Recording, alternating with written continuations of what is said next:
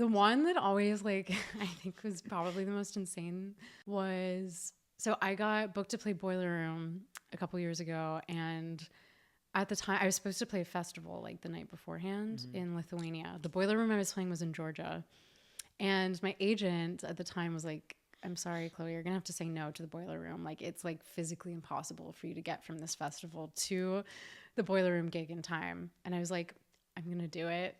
Yeah. I was like, no matter what it takes. And so I played this festival, which was like not even in Vilnius. It was like in the middle of the woods.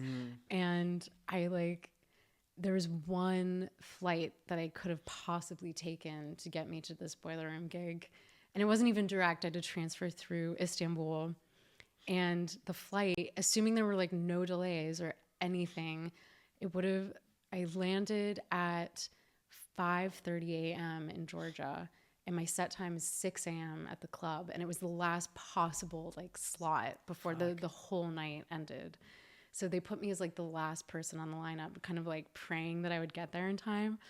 So I play this festival, don't sleep at all, like go to the airport, I'm like really stressed.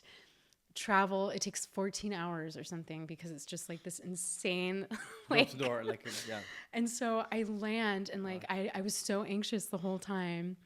We do land on time, like miraculously, or maybe 10 minutes late. So I have like 10 minutes then to get to the gig. And at this point, I've been up for like 2 days. And the promoters pick me up at the airport, and we just drive straight to the club. And they're like, okay, go. And they like push me into the middle of the room. And they're like 2,000 people. And I just like walk into the like and just start playing. And it was just like probably the most Yeah. stressful moment of my life. But I was like, oh my God, I cannot believe that that actually worked out. Yeah.